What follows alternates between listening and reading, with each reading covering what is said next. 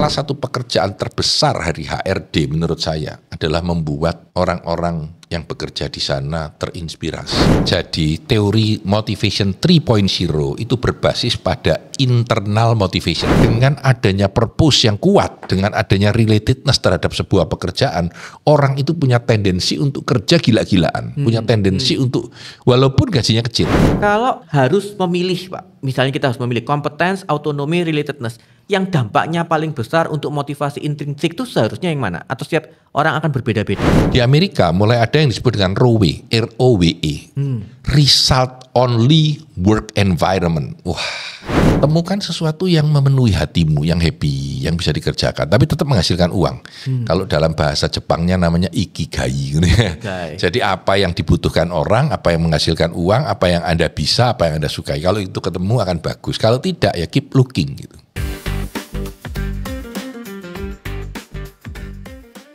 Mitra bisnis kalian, kembali kita bertemu dalam Business Wisdom Podcast. Saya Ronald, Senior Trainer dari Business Wisdom Institute. Nah, kesempatan kali ini yang rasanya sudah kesekian kalinya saya memandu untuk sesinya Pak Tanadi. Silakan Pak Tanadi. Mitra bisnis, hari ini saya ingin berbicara tentang motivasi. Nah, ini menarik karena kartu nama saya dulu sekarang sudah tidak pakai tulisan ya, adalah Business Motivational Speaker. Jadi Business Motivational Speaker artinya saya membantu orang-orang supaya mempunyai motivasi lebih ketika berbisnis.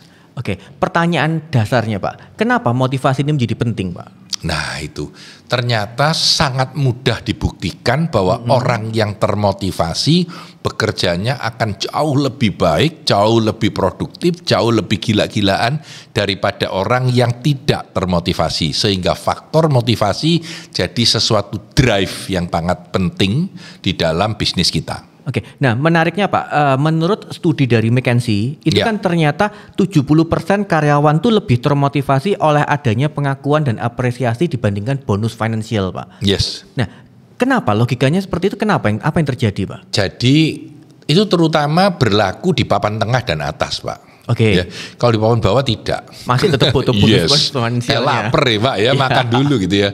Jadi kalau kita secara pangan papan cukup, maka kita betul-betul lebih termotivasi dari emosi yang baik daripada sekedar uang ya. Oke, tapi sebelum masuk sana itu saya pingin mundur ribuan tahun yang lalu. Mundurnya jauh banget. Iya. Apa yang membuat seseorang itu termotivasi ya? Nah, ini kembali ke sebuah pertanyaan yang menarik. Kenapa lelaki itu suka melihat perempuan seksi? Kenapa seorang wanita itu menyukai melihat bayi yang lucu? Dan kenapa kita semua suka gula? Wah, ini menarik ini ya. Ini menarik ya. Jadi di dalam seminar sering saya tanyakan ini gitu. Dan jawabannya aneh-aneh Pak. Ya, jawabannya aneh-aneh. Tetapi yang menarik jawabannya cuma satu kata, yaitu survival. Bertahan hidup, karena di zaman dulu ketika manusia masih di hutan ya, berburu begitu ya, itu spesies manusia ini kalau dia tidak ingin, kalau laki-laki tidak ingin beranak pinak, kita akan musnah gitu ya. Lalu seorang ibu itu kalau tidak cinta anaknya dengan 24 jam, waktu itu kan belum ada pembantu, belum ada peralatan ya, menjaga anaknya, tidak diurus akan meninggal. Tapi karena dia secara instinktif dibuat wanita itu suka dengan anak kecil, maka manusia itu bertahan. Dan kenapa suka dengan gula? Karena dulu gula itu sumber energi. Jadi dibuat supaya orang itu suka akan gula, sehingga mau tidak mau dia suka berburu mencari makanan atau segala yang mengandung rasa manis. Karena di situ ada energi yang masuk ke dalam tubuh kita supaya bisa bertahan hidup. Nah, itu kata survival itu menarik. Jadi yang disebut dengan motivation 1.0 zaman pertama kali ada itu adalah kata survival. Kita bertahan hidup untuk supaya tidak mati, tidak punah. Nah, itulah yang membuat motivasi orang melakukan sesuatu. Nah, kalau dihubungkan dengan zaman sekarang Pak, motivasi 1.0 survival ini apakah masih tetap adaptif untuk zaman sekarang? Sebenarnya masih ada, bukan adaptif, masih ada. Tapi karena manusia sudah semakin tidak mudah mati ya, dengan seperti zaman dulu, maka sebenarnya motivasi 2.0 itu menggantikan yang 1.0 sudah 3.0. 2.0 yaitu teori yang disebut dengan carrot and stick. Carrot and stick. Ya. Ini dimulai ketika seekor lumba-lumba supaya dia bisa melompati ring yang ada apinya, pelan-pelan dia melompat kecil dikasih ikan, melompat kecil dikasih ikan, melompat kecil dikasih ikan, ya.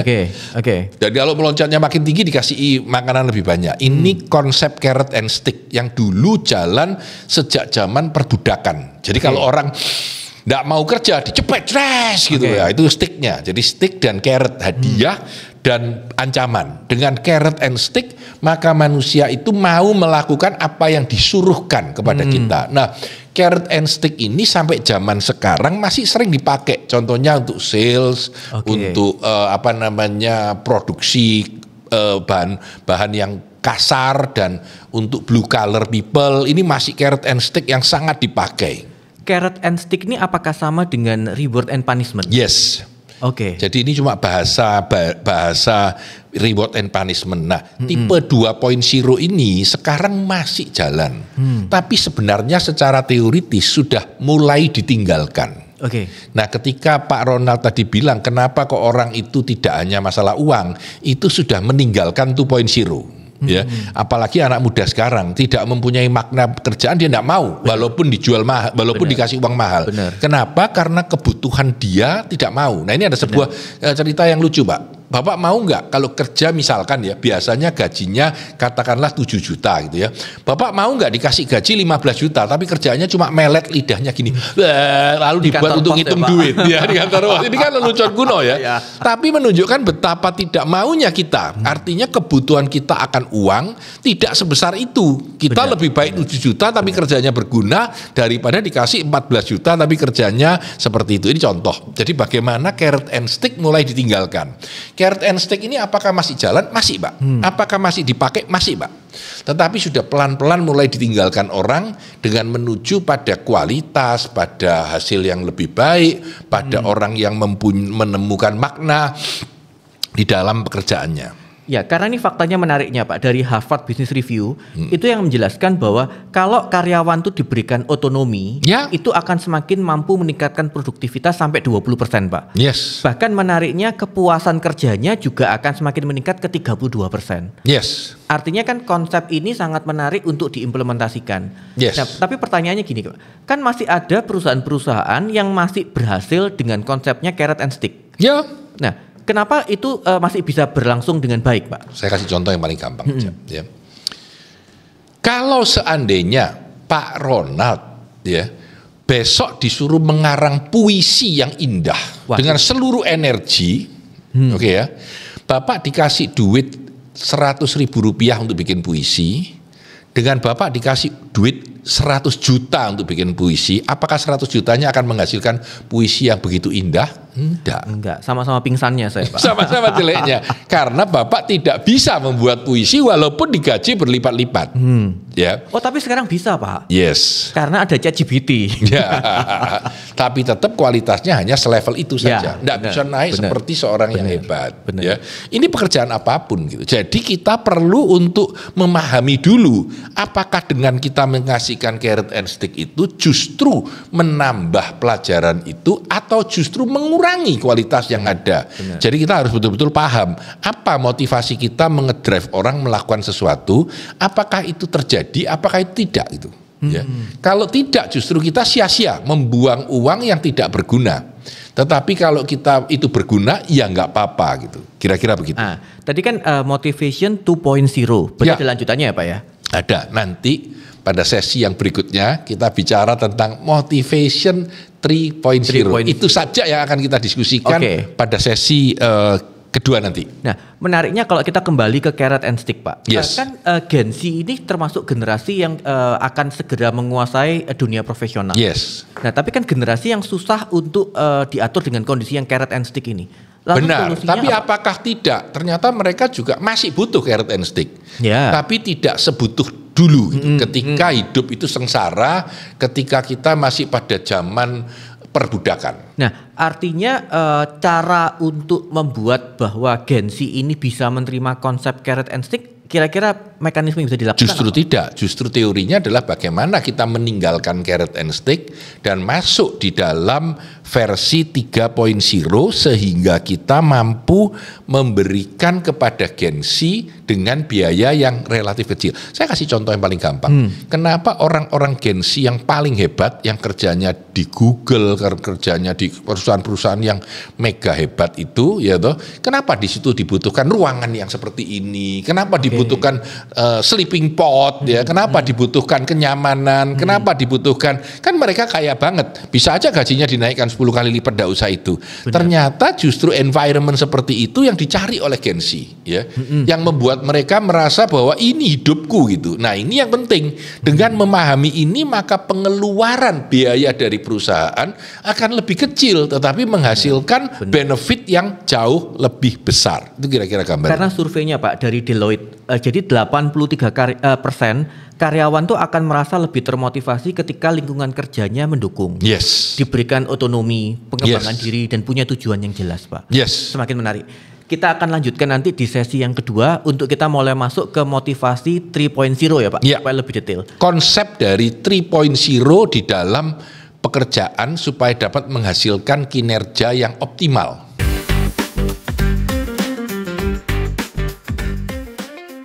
Oke, mitra bisnis kalian, kita kembali dalam sesi yang kedua, kita masuk ke konsepnya, di mana kita akan masuk ke motivation 3.0 ya Pak? Yes. Silakan Pak San dijelaskan, motivation 3.0 ini isinya apa? Jadi teori motivation 3.0 itu berbasis pada internal motivation. Jadi kalau kita bagi dulu ya, motivasi itu ada dua, adalah apa yang datang dari luar dan apa yang datang dari dalam.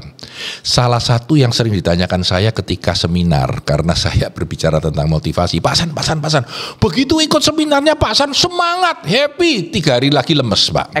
External motivation. Alasan utamanya karena itu adalah external motivation Pak. Jadi ketika Anda diajak, ayo nyanyi, semangat, lari, wah emosinya naik, pulang, gembos, cos. Itu karena motivasi kita adalah external motivation.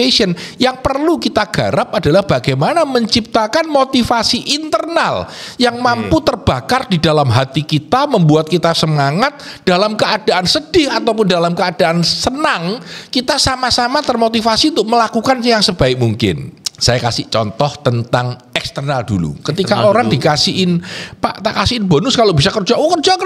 Begitu bonusnya nggak ada, males, ya kan? Ketika kita dikasih semangat, ayo jalan. Kerja luar biasa. Tahu-tahu males kalau udah lama.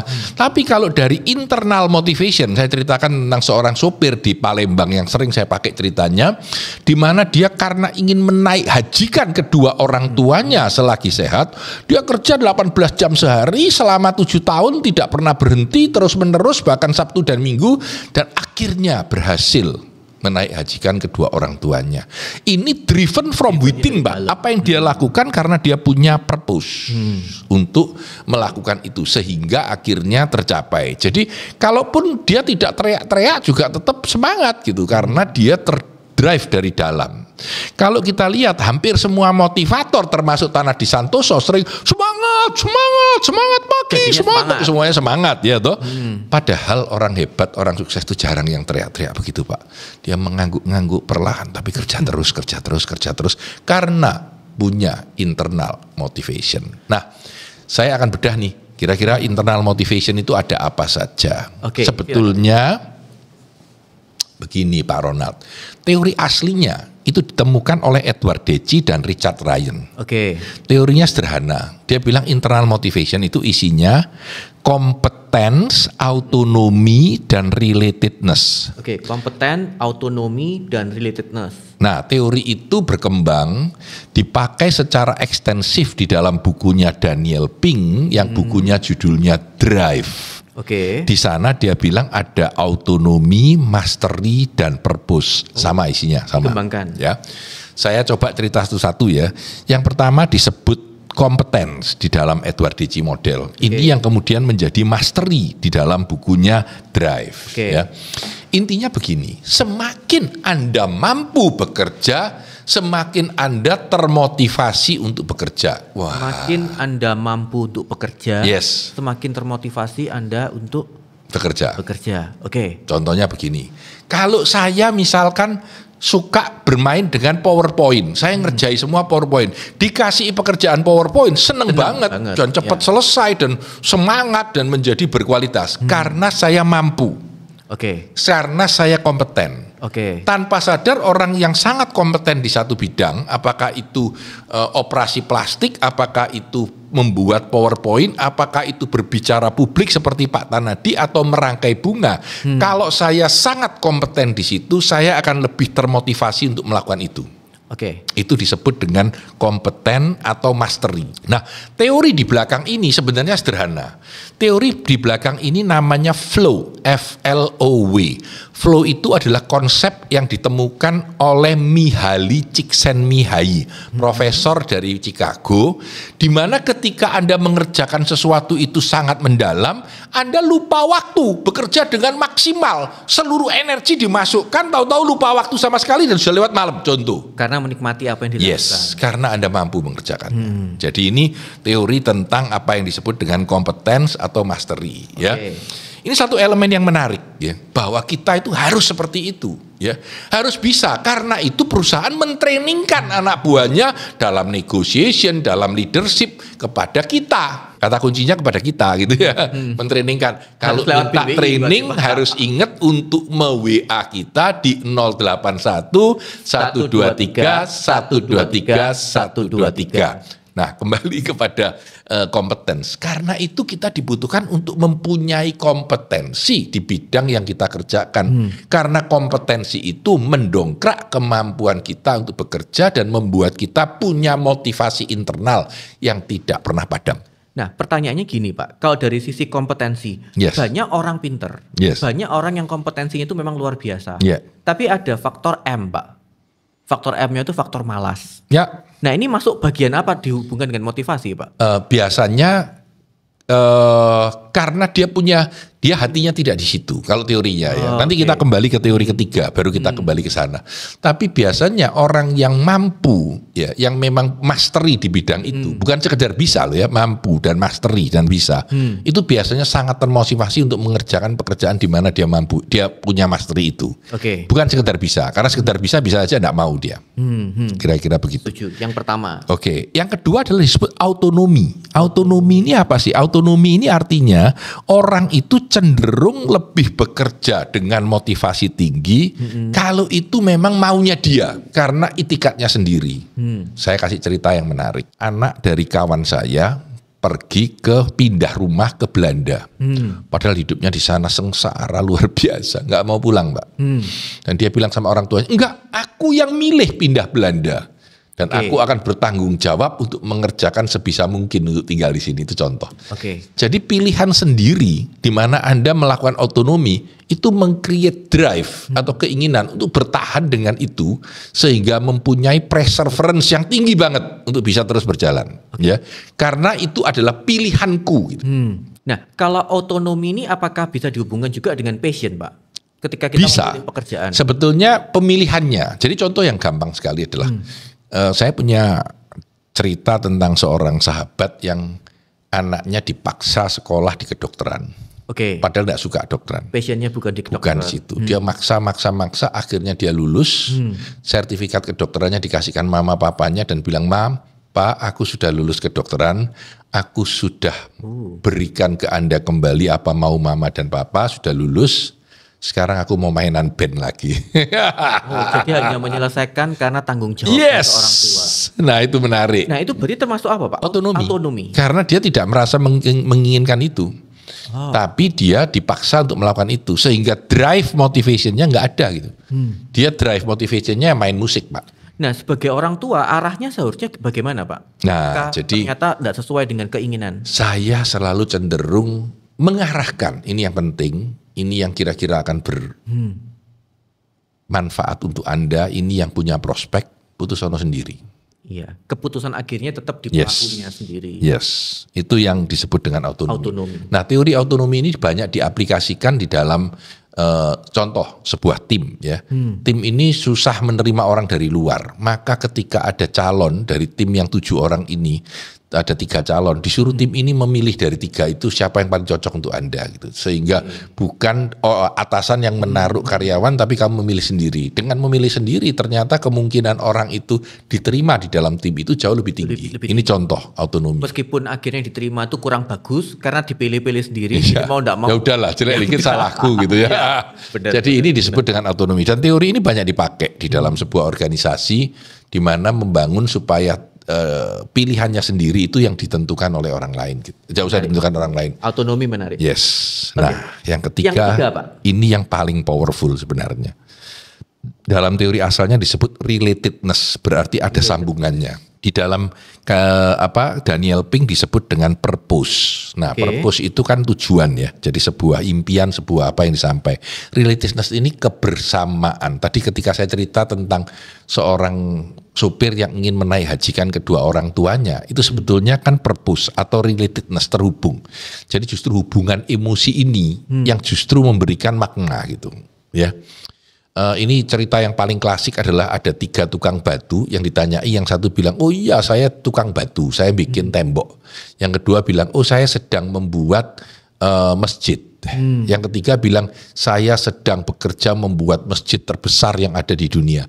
Isinya bodoh Pak tukang, tapi maknanya beda, relatedness-nya, ketersambungannya beda banget gitu. Jadi ini yang sebetulnya di dalam teori dibuat, kenapa kita membuat orang itu punya pride, punya kebanggaan, punya perasaan bahwa memiliki dan lain-lain. Itu sebenarnya di-drive dari relatedness atau dari purpose tadi itu. Ya, dengan adanya purpose yang kuat, dengan adanya relatedness terhadap sebuah pekerjaan, orang itu punya tendensi untuk kerja gila-gilaan, punya tendensi untuk walaupun gajinya kecil, tidak selalu. Jadi nanti kita bicara tentang gaji, ingatkan saya ya. Nanti kita bicara tentang gaji. Jadi gaji itu penting apa tidak penting ya, tapi itu bukan satu-satunya seperti yang tadi Pak Ronald bicarakan. Tapi kenapa nanti kita bicarakan ke samping. Tapi kalau kita bicara 3 elemen ini, maka kita harus mampu menciptakan sebuah culture budaya di perusahaan di mana kompetensi jadi sarana utama yang harus dipunyai, di mana autonomi dibiarkan supaya bisa dimanfaatkan dan dipakai oleh timnya, dan yang ketiga menciptakan purpose yang kuat di antara orang-orang ini. Purpose itu diciptakan dengan cara apa? Dengan cara meng-create relatedness, hubungan antara situasi itu dengan keadaan yang ada. Karena dia merasa bahwa aku bekerja di perusahaan yang sangat menolong orang, sangat go green, sangat apa, maka aku akan bekerja dengan lebih keras. Kira-kira gitu. Nah, enaknya gini, ini kan kondisi idealnya kan Pak. Ada competence, ada autonomy, ada relatedness. Nah, pertanyaannya bagaimana kita misalnya bahas yang ketiga Pak, relatedness. Bagaimana caranya kita sebagai organisasi atau perusahaan menumbuhkan relatedness-nya dari karyawannya kita Pak? Nah, jadi gini, sebentar saya mundur sedikit. Jadi bukan mana yang cocok, tapi mana yang paling mungkin dilakukan pada saat itu dalam keadaan yang ada. Jadi ketika keadaannya lebih memudahkan kita memakai relatedness, kita memakai relatedness. Ketika lebih memudahkan kita memakai mastery, kita memakai mastery. Ya, contohnya kita punya karyawan yang kurang mampu, leader yang kurang handal, kita training dia jadi handal, seneng banget, kerjanya akan semangat gitu, motivasinya keluar, itu contoh. Tapi ketika kita membuat sebuah company, satu contoh yang menarik itu adalah ada toko sepatu yang namanya Toms, TOMS ya. Toko ini, pabrik sepatu ini kalau Anda beli satu, dia akan menyumbangkan satu untuk orang miskin di negara ketiga yang butuh sepatu, disumbangkan gratis ya. Padahal company ini for profit gitu. Jadi ketika Anda beli 5 akan disumbangkan ya, dengan hula-hula dipromosikan. Dan itu menarik menurut saya, karena orang sekarang ketika beli sepatu itu bukan sekedar enak mana, murah mana, tapi aku sekarang nyumbang kepada orang miskin. Dan ternyata meledak, cukup meledak lah Toms ini. Ini contoh ya. Itu juga penting menurut saya, bagaimana kita justru memakai purpose atau relatedness ini justru bukan saja untuk internal, tapi termasuk untuk marketing, sehingga orang punya motivasi untuk beli. Nah, kalau kita masuk ke dalam level strategik, Pak, contoh purpose realnya itu seperti apa yang dilakukan? Tadi itu Toms itu contoh yang paling gampang. Ya. Itu bukan hanya marketing. Bukan hanya marketing, tapi kalau untuk perusahaan misalkan menciptakan rasa bangga kepada seluruh dosen dan mahasiswa Institut Asia, itu penting, Pak. Nah, caranya, Pak? Nah, caranya tentu macam-macam. Bagaimana membuat rasa bangga itu? Misalkan kita memenangkan award. Ini contoh yang real aja barusan ya. Olahraga. Nah, kenapa kita happy banget karena sepak bola kita naik ya. Lagi bagus. Lagi bagus. Padahal sebenarnya kan itu kan orang dari luar yang kita tarik ke Indonesia, diberi naturalisasi lalu bermain atas nama Indonesia, dan itu membanggakan kita. Bukan hanya membanggakan menteri atau ahli olahraga saja dan pemain bola, tapi seluruh bangsa. Dan harganya adalah dengan membuat orang-orang tertentu itu mau dinaturalisasi dan happy di Indonesia. Sebetulnya mahal apa tidak sangat tidak bisa diukur. Karena itu membuat kita semua merasa bangga. Kebanggaan kita akan Indonesia membuat dampak yang besar terhadap kinerja kita. Contoh. Benar. Jadi itu hubungan antara relatedness dengan action plan. Nah, kemudian kalau kita kembali, Pak, contohnya untuk yang mastery. Ya. Nah, mastery ini kan lebih ke arah kompetensinya kita. Nah, cara meningkatkan kompetensi apa yang harus punya duluan itu apa dulu, caranya gimana? Mana yang memberikan value terbesar? Ini kalau menurut saya. Jadi contohnya, seorang sales, value terbesarnya dia apa? Dari kompetensinya. Jadi misalkan tidak tahu malu. Syarat utama menjadi seorang sales. Iya, itu contohnya. Itu kompetensi dia gitu. Ya. Sedangkan kalau dia jadi sales manager, kompetensinya apa? Bisa mengcoaching para sales. Which is different gitu. Dua-duanya different. Sehingga orang sales dinaikkan jadi sales manager keluar, Pak. Kenapa keluar? Nggak tahan. Karena dia nggak mampu. Karena dia tidak punya kompetensi, dia keluar gitu. Nah, karena itu butuh training. Iya, tadi mau saya bilang gitu, Pak. Kalau nggak mampu melakukan proses coaching, ikut aja trainingnya di BWI. Jadi akan semakin meningkat kemampuan untuk coachingnya. Kemudian gini, Pak, kalau harus memilih, Pak, misalnya kita harus memilih competence, autonomy, relatedness, yang dampaknya paling besar untuk motivasi intrinsik itu seharusnya yang mana? Atau setiap orang akan berbeda-beda? Ya, tapi secara umum, kalau digambarkan secara umum, saya pikir purpose paling kuat gitu ya. Purpose yang paling kuat. Iya, nomor 2 mastery, nomor 3 baru autonomi. Tapi tentu kan tidak semua kita bisa menemukan purpose-nya. Ya.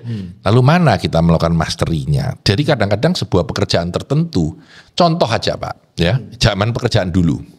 Bapak mau kerja di tol, di mana nyobei sama ngasih duit, oke ya Pak ya, sebelum mesin ya. Nah, untuk mengajari itu, saya ajari mastery, tidak ada gunanya Pak. Benar. Pak, saya ketawa nih, berarti saya menjelaskan umur saya sudah tua dengan joknya. Ya, terus gimana lanjutkan? Ya, kalau ada kerjanya di tol, terus kasih uang kembali, they don't care Pak ya. Dan apakah dia punya autonomi, punya purpose, they don't care di situ misalkan. Jadi harus dicari sesuatu yang lebih cocok untuk tipe pekerjaan itu, dan itu tidak mudah gitu. Jadi tidak semua tipe bisa kita pakai yang mana aja, tergantung mana yang lebih mungkin dilakukan. Artinya organisasi juga harus mulai memikirkan ini ya, walaupun ini motivasi intrinsik. Ya, justru ini intrinsik dari setiap HR-nya dia, setiap karyawannya dia, setiap orangnya dia. Oke, nah ketika kita sudah mulai memperkuat ranah dari motivasi intrinsik Pak, tapi kan kita nggak bisa melupakan motivasi ekstrinsiknya kita. Yes. Nah, balancingnya, cara mengaturnya supaya lebih harmoni gimana Pak? Nah, ini menarik banget. Saya kembali ke gaji. Kalau saya diberi gaji lebih kecil secara standar dibandingkan kompetitor yang ada di sebelah, saya sakit hati Pak. Oke ya, katakanlah seorang sales Pak di perusahaan A.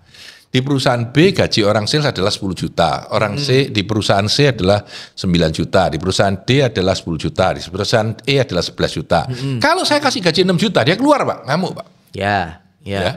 Saya perlu memberi gaji sama, setara, atau sedikit lebih gitu. Jadi kalau saya punya gajinya dia 10 sama 11, saya kasih 12, orang saya sudah cukup termotivasi untuk gajinya. Kalau orang itu tak kasih 200 juta, tidak ada gunanya.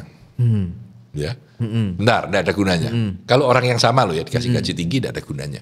Karena dengan 12 juta cukup. Karena aturannya adalah saya setara atau sedikit lebih dari yang lain. Oke ya? Bentar, rem. Ini penting. Kalau orang lain setiap jual 1 unit dapat bonus 500.000, orang saya ndak tak kasih marah dia. Marah juga, ya. Karena kenapa orang lain dapat, aku tidak. Artinya secara comparable saya tidak dihargai di dalam industri yang sama dan Dalam mirip. industri, Ya. Sehingga saya perlu ngasih motivasi 500.000 per unit supaya sama dengan orang lain. Oke ya, clear ya. Benar. Nah, yang menarik sebenarnya sekarang mulai terjadi banyak tren di mana seorang sales pun gajinya fix, Pak. Tidak harus dikasihin bonus. Ya. Karena secara teoritis tidak saya kasih bonus kalau saya mampu membuat orang ini punya relatedness lebih kuat, sudah cukup baik.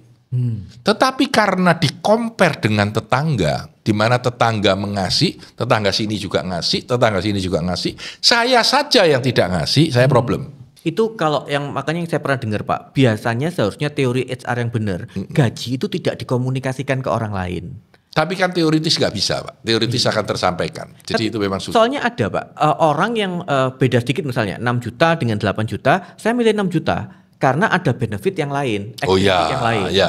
Itu teorinya agak berbeda, Pak. Itu berbeda. Artinya setiap kenikmatan lain di luar gaji, otak orang itu tertransfer menjadi gaji. Misalkan, bosku ini jahat, sehingga gaji 10 juta ditawar di luar 10 juta, aku keluar. Karena bosku jahat ini tak buat nilainya tak potong negatif. Jadi gajiku 10, tapi di benakku cuma 9 karena suka dimarahi bosku. Iya, gitu. Nah, artinya Pak, suatu organisasi tidak bisa melepaskan dengan motivasi ekstrinsik berarti ya Pak? Tidak bisa, karena dia harus meng-compare dengan dunia luar. Apa yang dilakukan orang di dunia luar secara umum dan natural, itu agak sulit untuk dibantah. Gitu. Dijelaskan bahwa ini susah Pak, lebih gampang ikut sama orang luar. Gitu.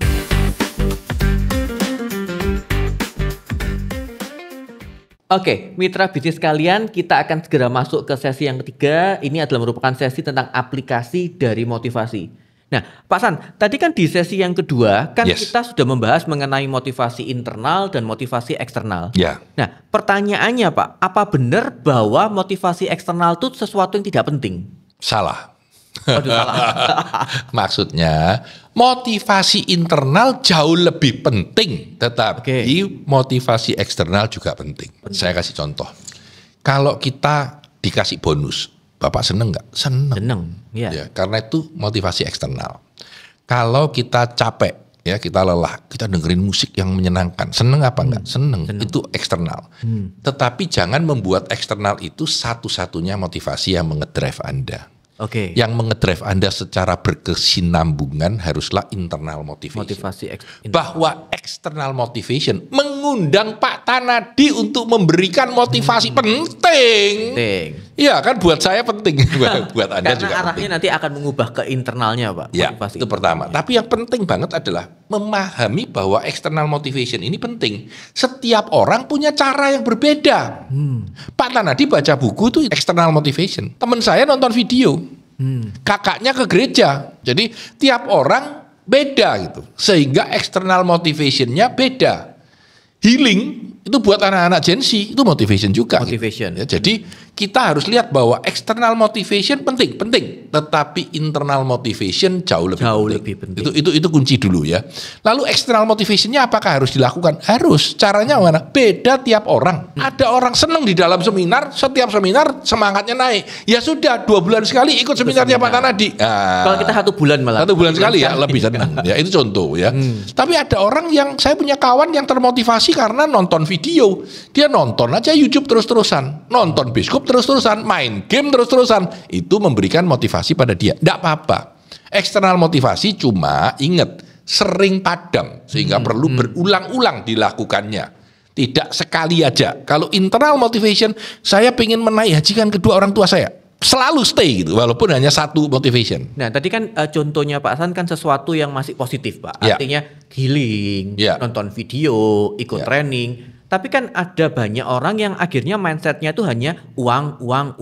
Nah gimana dengan orang-orang tipe karakteristik yang seperti ini Pak? Gini, jadi memang ada sedikit orang yang berfokus pada uang. Saya kasih contoh yang menarik aja Pak Ronald ya. Saya pernah melakukan dulu di zaman Facebook. Jadi Anda tahu saya tua, zaman Facebook ya. Berarti saya juga tua kan. Ya, di mana ditanyain, mana yang lebih membuat Anda bahagia? Yang nomor 1 ya, dapat lotre 10 juta rupiah. Happy banget. Uang. Yang kedua, menghabiskan 5 hari tidak dibayar, bahkan habis 1 juta rupiah, tapi berhasil menyelamatkan satu anak di bawah timbunan reruntuhan gempa bumi. Dan anak umur 9 itu selamat akhirnya, bukan hubungan siapapun. Mana yang membuat Anda lebih bahagia? Kalau saya, ya nanti dibilangnya saya pencitraan, tapi saya nomor 2, Pak. Iya, 94% orang milih nomor 2, Pak. Oh. Itu pernah saya running betul-betul di ini. Dan yang jawab banyak banget. Itu menarik. Kenapa menarik? Ternyata 10 juta positif dibandingkan negatif 1 juta, kerja 4 hari gak dibayar. Orang milih yang negatif karena memberi kebahagiaan lebih. Itu comparison antara tadi external motivation money dan internal motivation purpose, Pak. Itu bedanya. Menarik. Jadi intinya banyak sekali orang yang bekerja sosial. Kenapa orang tuh mau ke pedalaman, menyelamatkan orang, bekerja? Ya karena purpose tadi. Nah, lalu caranya bagaimana mengubah mindsetnya orang yang fokusnya hanya uang, dan uang, Pak? Nah itu, kenapa kita ada? Harus menghubungi kita, PW. Yes, ya? Untuk di training ya, supaya menciptakan internal motivation. Banyak caranya sih, Pak.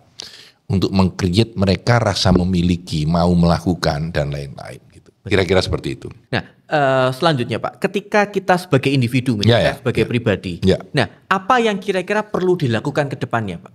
Menemukan apa yang kira-kira bisa membantu Anda di dalam competence, autonomy, dan relatedness yang bisa Anda temukan. Ini jalan yang agak panjang, Pak. Artinya dia perlu menyadari dulu, dia perlu berpikir, dia perlu mengatur ya. Temukan sesuatu yang memenuhi hatimu, yang happy, yang bisa dikerjakan, tapi tetap menghasilkan uang.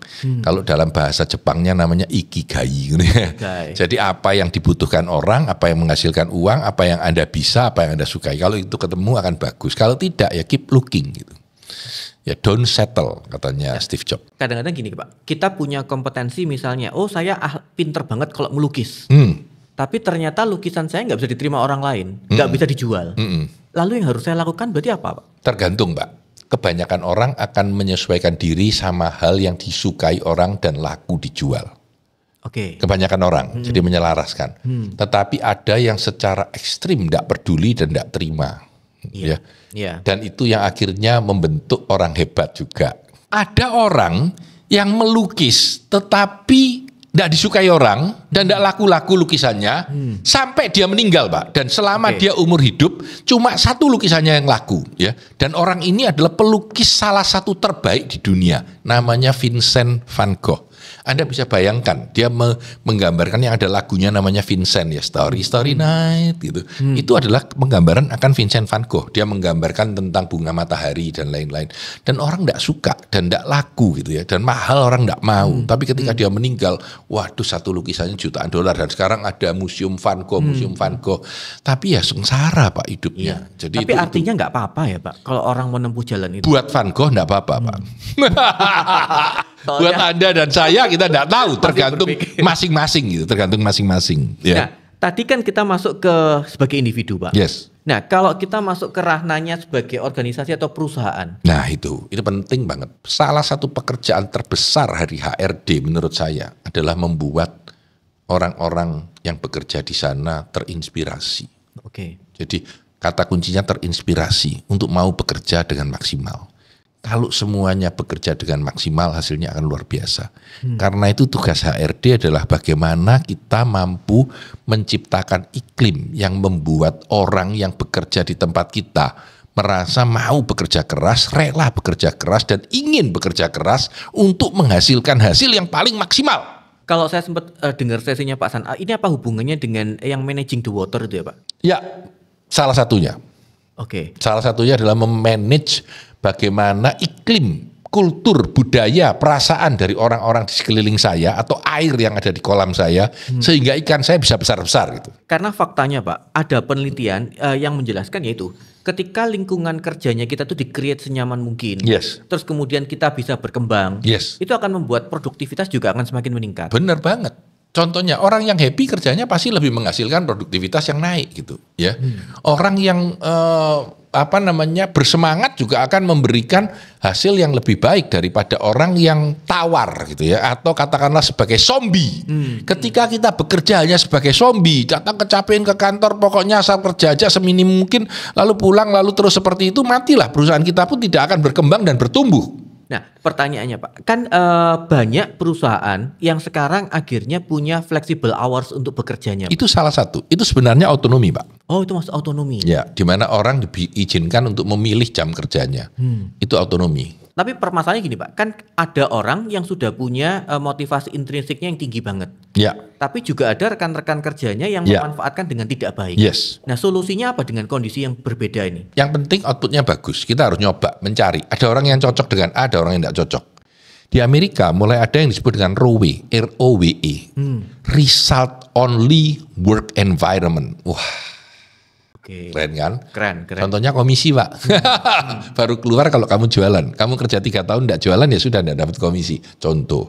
Tapi di Amerika mulai banyak dipakai ROWE ini. Jadi orang itu kerjanya cuma 1 jam, tapi hasilnya bagus. Ya sudah dibayar mahal. Yang satunya kerja 3 hari, ya dibayarnya sama dengan yang 1 jam. Karena hasilnya sama. Karena yang diukur adalah result. Result Only Work Environment. ROWE. Ini menarik gitu. Menarik Pak. Mungkin ini bisa dijadikan sesi selanjutnya di podcast kita. Oke. Yang menarik yang perlu disampaikan Pak San terakhir di sesi motivasi hari ini. Ya, menurut saya kita sendiri harus menemukan motivasi kita apa. Kalau tidak, kita akan merasa hidup itu sebagai hukuman dan sengsara. Kalau kita menemukan apa yang bisa mengedrive kita, mau happy, semangat, bekerja dengan maksimal, maka kita akan merasa happy setiap hari.